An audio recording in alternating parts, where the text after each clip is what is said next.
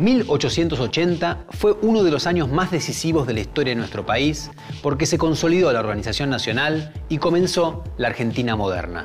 Ese año llegó a la presidencia Julio Argentino Roca, iniciando el periodo que se conoce como régimen conservador, que tendría vigencia hasta 1916. En los años previos a 1880, el Estado Nacional había ido afianzando su poder sobre los particularismos provinciales. El más complicado de vencer fue el de Buenos Aires, porque sus sectores dirigentes eran muy celosos de los privilegios de la provincia, en particular de sus rentas aduaneras. En 1880, este conflicto estalló por última vez. En la elección para suceder al presidente Nicolás Avellaneda, se enfrentaron dos candidatos.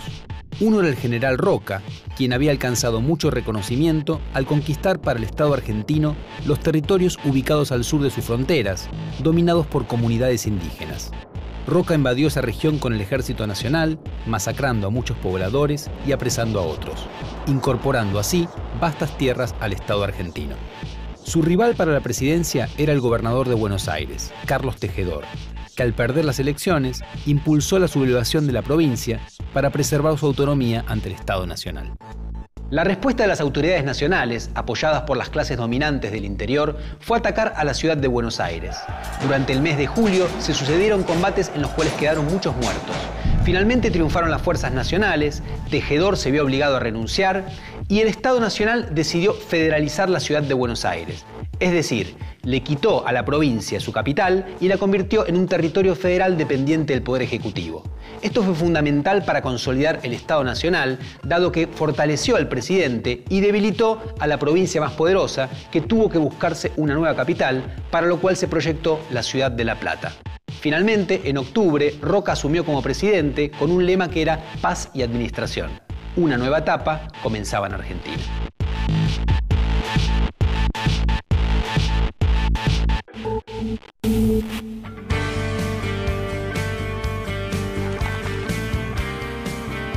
Cuando en 1880 Buenos Aires se volvió a declarar en rebeldía, la provincia fue intervenida y se dispuso que la ciudad de Buenos Aires fuera capital de la República, prohibiéndose que las provincias posean ejércitos. El Estado Nacional y su cada vez más poderoso ejército finalmente se imponía sobre los gobiernos locales. Los comicios de la época convocaban a pocas personas, debido a diversos factores como el alto porcentaje de población extranjera o la existencia de maniobras de violencia y presión a la hora de votar. Sin embargo, existían otras formas de participación en la vida pública, como los clubes, las sociedades de socorro mutuo y las logias masónicas. También fueron frecuentes las movilizaciones en pos de alcanzar ciertas reivindicaciones o en protesta por alguna medida gubernamental. Los protagonistas de estas prácticas políticas invocaban principios como la libertad de reunión o de opinión.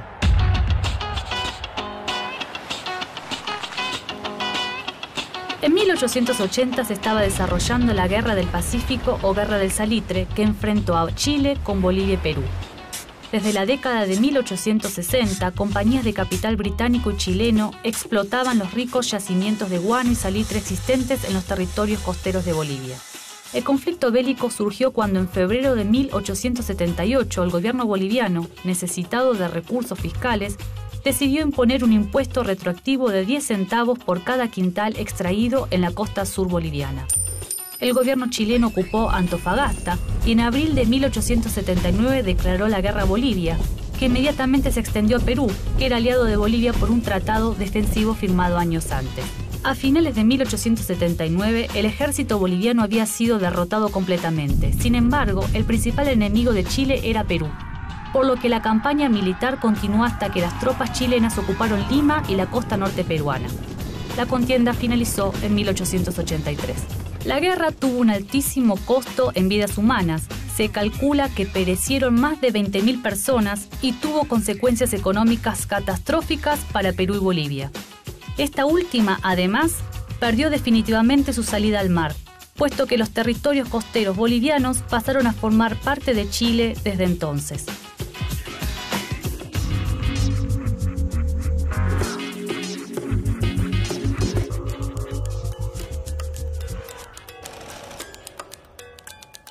El proceso inmigratorio, que cada vez se hizo más intenso a partir del último cuarto del siglo XIX, generó nuevos tipos sociales que empezaron a ser reconocidos por su aspecto. En el contexto urbano, la correspondencia con los estilos europeos en el vestir dejó muy atrás a la figura del gaucho. En este sentido, las diferencias entre los habitantes del campo y de la ciudad son notables.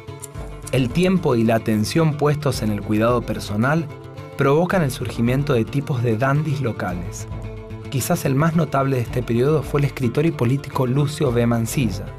Sombreros, bastones, guantes, anillos, boinas, la barba perfectamente recortada, ropas de gran calidad y de perfecta confección, la pose distinguida y la seguridad en sí mismo son el lenguaje constitutivo de todas sus imágenes.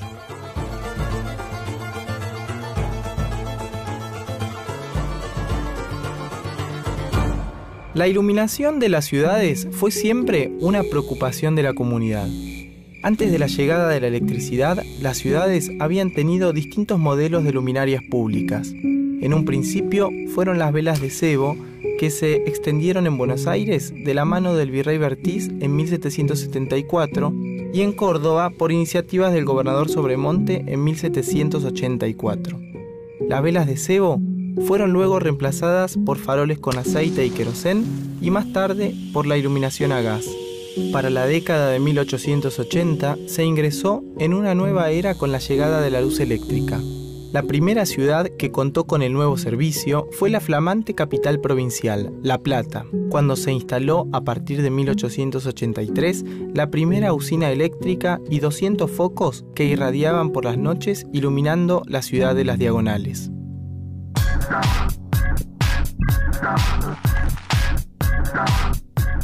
A inicios de la década del 80, la economía productiva se encuentra en auge.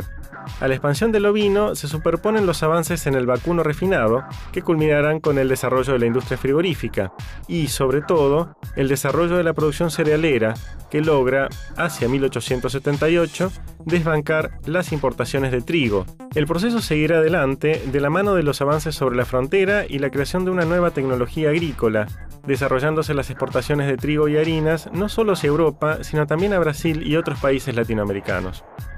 Todos esos cambios impulsaron la llegada de capitales de inversión, que se destinaron sobre todo a la creación de infraestructura, ferrocarriles, puentes y caminos, aunque también a la producción, a través de un sistema bancario cada vez más complejo.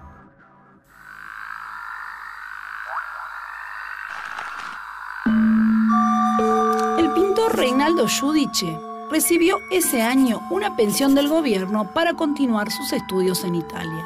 En ese momento también se encontraban en Italia los pintores Augusto Valerini y Ángel de la Valle y los escultores Francisco Cafferata y Lucio Correa Morales. Desde Europa, estos creadores enviaban sus obras a Buenos Aires, como La sopa de los pobres de Giudice, expuesta en 1887, con el objetivo tanto de demostrar la productividad de sus años de formación en el viejo mundo, como de contribuir a formar un ambiente para las artes plásticas en nuestro país.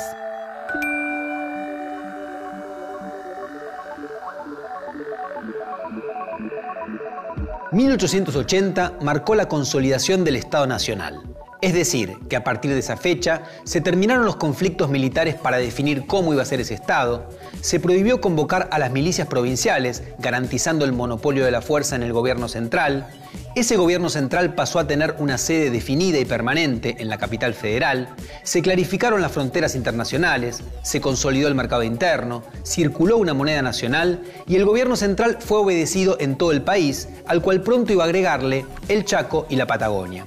Entonces, 1880 fue un año decisivo porque cerró el complejo proceso de construcción de un Estado argentino y a la vez abrió una nueva etapa cargada de nuevas tensiones y de nuevos conflictos.